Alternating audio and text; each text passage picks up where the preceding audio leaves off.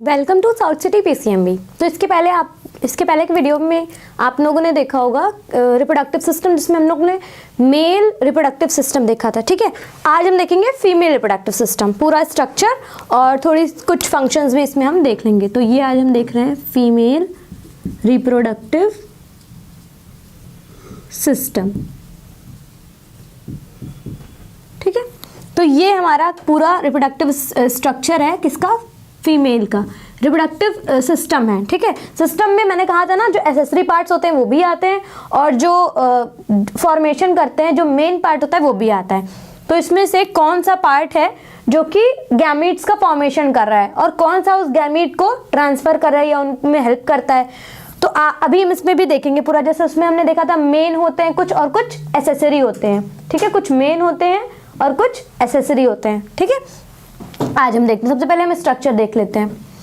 तो इसमें है कि यूटेरस है। ठीक है, यूटेरस है सेंटर में, और फिर इसमें कुछ जैसे ये देखिए, ये है ओवरी। ये क्या है? ओवरी। ये है मेन पार्ट। क्या है? Main part. मेन पार्ट मतलब यहीं पे गैमीट्स अंदर बनते हैं, यहीं पर फीमेल गैमीट या फिर एग या फिर ओवा जो होते हैं वो यहाँ पर बनते हैं। ठीक, और यहाँ से बन के इनको रिलीज किया जाता है यहाँ पर। एग्जैक्टली जो फिम्बरी लाइक स्ट्रक्चर है ना, ऐसे फिम्बरी लाइक फोक जैसे होता है वैसा जो स्ट्रक्चर है। तो ये क्या करते हैं? ये कैप्चरिंग में हेल्प करते हैं। फिम्बरी क्या करती है? एग सेल को कैप्चर करने में हेल्प करती है। ठीक है, इसको गिरने नहीं देते हैं कहीं भी। ओवरी अटैच होती है यूट्रस से एक लीगामेंट के थ्रू। ये भी पूछा जाता है कि ओवरी जो है वो यूट्रस से किसके थ्रू अटैच होती है, किस पार्ट के थ्रू अटैच होती है? तो लीगामेंट से अटैच होती है। ठीक है, कोई पूछता है कि मेन फीमेल रिप्रोडक्टिव कौन सा स्ट्रक्चर होता है या फिर कौन सा पार्ट होता है, तो वो होता है हमारा ओवरी, जिसके अंदर फॉर्मेशन होता है एग सेल का। ठीक, अब होता क्या है? ये पूरी होती है फैलोपियन ट्यूब। ये क्या होती है? Fallopian tube. फैलोपियन ट्यूब के भी कुछ पार्ट्स होते हैं। ओवरी के साइड पे जो सबसे फ्रंट पार्ट होता है, जो कि ओवरी के साइड पर ओपन होता है, उस पार्ट को हम कहते हैं इनफंडिबुलम। क्या कहते हैं? इनफंडिबुलम।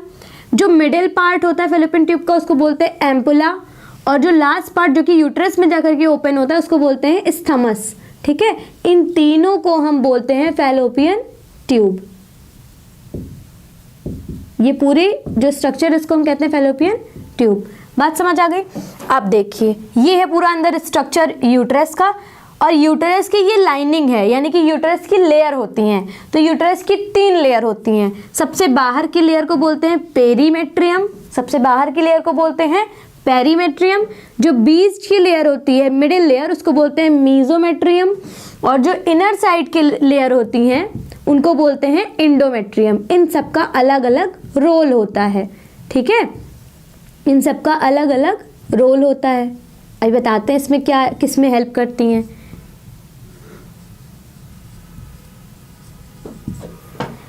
उसके बाद में जो ये कैनाल होती है, ये जो पाथवे है, पाथवे को हम सर्विक्स कहते हैं और ओपनिंग को वजाइना कहते हैं। पाथवे को सर्विक्स कहते हैं और ओपनिंग को वजाइना कहते हैं। ठीक है, इसमें कंफ्यूज मत होइएगा, ये दोनों स्ट्रक्चर अलग अलग होते हैं, एक नहीं होते हैं।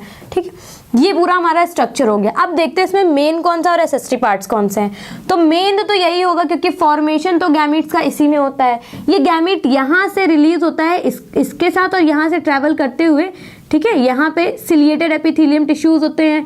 ठीक, जो इसको ट्रांसफर करते हुए आगे ऐसे मूव करवाते हुए इनको आगे भेजते रहते हैं। ठीक, और फिर ये यूट्रस में यहाँ पर आकर के होता है, तो ट्रांसफरिंग में हेल्प करते हैं ये। ठीक है, ये पूरी फैलोपियन ट्यूब हो गई किसमें? एसेसरी पार्ट में। एसेसरी पार्ट क्या करते हैं? हेल्प करते हैं रिप्रोडक्शन में। ठीक, तो फैलोपियन ट्यूब हो गया। फिर यूटेरस में जो एग आया है वो इम्प्लांट होगा, है ना। उसमें फर्टिलाइजेशन के बाद कहाँ पर इम्प्लांटेशन होता है? प्लेसेंटा वगैरह सब यूट्रस में बनता है। तो नरिशमेंट जो होता है बेबी को वो यहीं पे मिलता है, फेटस को, एम्ब्रियो को, यहीं पे ये जाकर के अटैच होकर के इम्प्लांटेशन करता है। ठीक, तो यूट्रस भी किस में आता है? एसेसरी पार्ट में आता है। ठीक है, हेल्प करता है रिप्रोडक्शन में।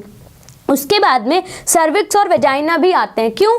क्योंकि सर्विक्स और वेजाइना दोनों को मिला करके, इन दोनों को ऐड करके हम कहते हैं बर्थ कैनाल। क्या कहते हैं? Birth canal. कोई पूछता है अगर बर्थ कैनाल क्या होती है, तो the pathway that is termed as cervix along with the opening termed as vagina, both collectively termed as birth canal. इन दोनों को मिला करके कलेक्शन करके जो भी पाथवे और ओपनिंग के साथ में है उनको बोलेंगे हम बर्थ कैनाल। तो बर्थ कैनाल में क्या होता है, पार्चुरेशन के दौरान जब बेबी का बर्थ होता है तो वो इसी पाथवे से होता है, इसलिए ये भी हेल्प करते हैं, एक्सेसरी पार्ट्स में इनको भी रखते हैं। ठीक है, ये हो गया। ठीक, अब आते हैं कि इसमें एग्जैक्टली सारे स्ट्रक्चर का फंक्शन क्या होता है। तो ओवरी क्या करती है, ओवरी करती है फॉर्मेशन, किसका फॉर्मेशन, गैमीट्स का, फीमेल गैमीट का। ठीक है, उसी को हम एग सेल कहते हैं। ये हो गया। फिम्बरी क्या करती हैं, फिम्बरी का काम होता है, यहाँ पर जो ये फिम्बरीज होती हैं इनका काम होता है कैप्चर करना, कैप्चरिंग ऑफ ओवा। ठीक, ये इनका काम हो गया। इसके बाद में जो फ्रंट पार्ट होता है इसको बोलते हैं इनफंडिबुलम।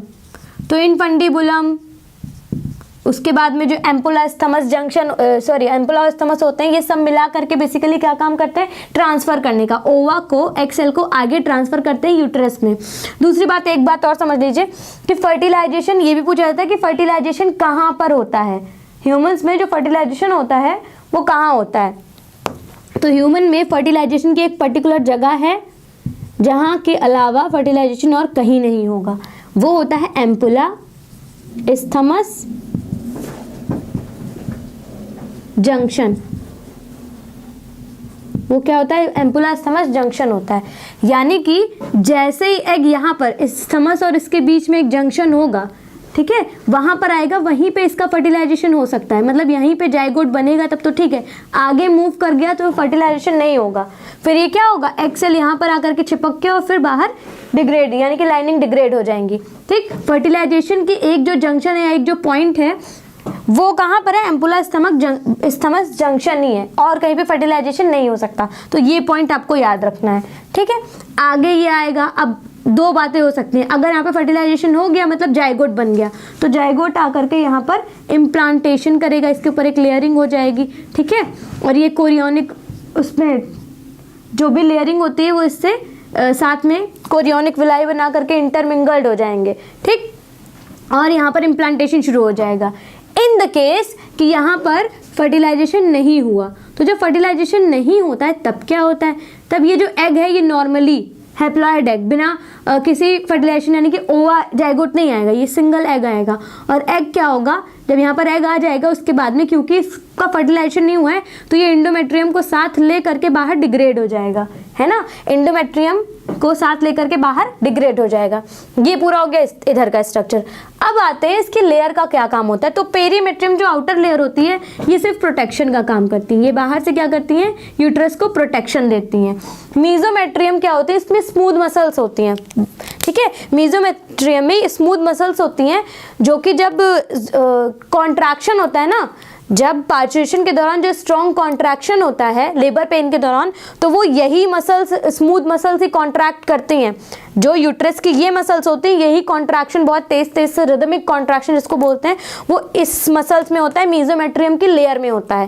ठीक, जिसके बाद में, जिसके इसके कॉन्टिन्यूअस कॉन्ट्रैक्शन के कारण ही प्लेसेंटा ब्रेक होता है, और ब्रेक होकर के बाहर जो ये क्या कहते हैं, फेटस होता है, फुली डेवलप्ड चाइल्ड होता है, वो बाहर पार्चुरेशन के दौरान बाहर मदर बॉडी से बाहर आता है ना, ये चीज होती है। और जो अंदर की लेयर होती है ये थोड़ी सी खास होती है, इंडोमेट्रियम का खास होता है। इंडोमेट्रियम क्या करती है कि ये कॉन्टिन्यूअस प्रोलिफरेट होती है और डिजेनरेट होती है, मतलब बनती भी हैं कॉन्टिन्यूअस और बिगड़ती भी हैं। ये खत्म हो गई, जैसे ये लेयर खत्म हो जाएगी, फिर 15 टू या फिर 7 डेज में ये फिर से प्रोलिफरेट होकर के आ जाती हैं। फिर जब नया एग आएगा यहाँ पर आकर के स्टिक होगा, फिर ये डिग्रेड हो जाएंगी, खत्म हो जाएंगी, इधर की लेयर भी खत्म हो जाएगी।